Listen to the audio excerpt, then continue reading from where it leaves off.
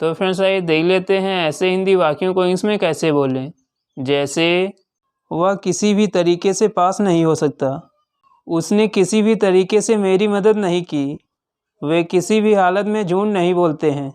तो जिन हिंदी वाक्यों में हमें बोलना होता है किसी भी तरीके से नहीं, तो ऐसे हिंदी वाक्यों को इंग्लिश में बोलने के लिए इन नो वे का यूज किया जाता है। इन नो वे का हिंदी में मतलब होता है किसी भी तरीके से नहीं, या किसी भी ढंग से नहीं, या फिर किसी भी हालत में नहीं।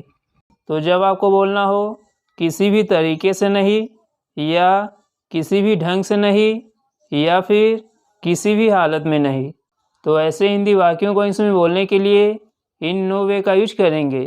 इससे सेंटेंस बनाने का रूल है, सबसे पहले आप लिखेंगे इन नो वे, उसके बाद कॉमा लगाएंगे और फिर टेंस के अनुसार हेल्पिंग वर्ब लिखेंगे, उसके बाद सब्जेक्ट लिखेंगे और फिर मेन वर्ब और लास्ट में ऑब्जेक्ट लिखेंगे। आपको एग्जाम्पल देखते हैं जिससे कि यह स्ट्रक्चर अच्छे समझ में आ जाए। पहला एग्जाम्पल है वह किसी भी तरीके से पास नहीं हो सकता। तो इसकी इंग्लिश बनाने के लिए सबसे पहले आप लिखेंगे इन नो वे, उसके बाद कॉमा लगाएंगे, फिर कैन लिखेंगे और उसके बाद सब्जेक्ट ही लिखेंगे और फिर वर्ब पास लिखेंगे।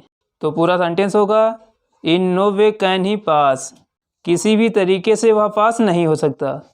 अगला टेंस उसने किसी भी तरीके से मेरी मदद नहीं की, तो इसकी इंग्लिश होगी in no way did he help me. In no way did he help मी।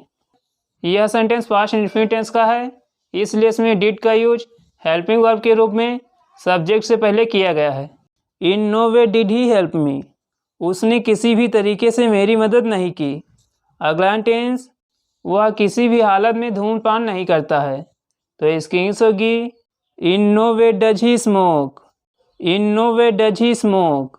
अगला टेंस वे किसी भी हालत में झूठ नहीं बोलते हैं, तो इसकी इंग्लिश होगी in no way do they tell a lie. In no way do they tell a lie.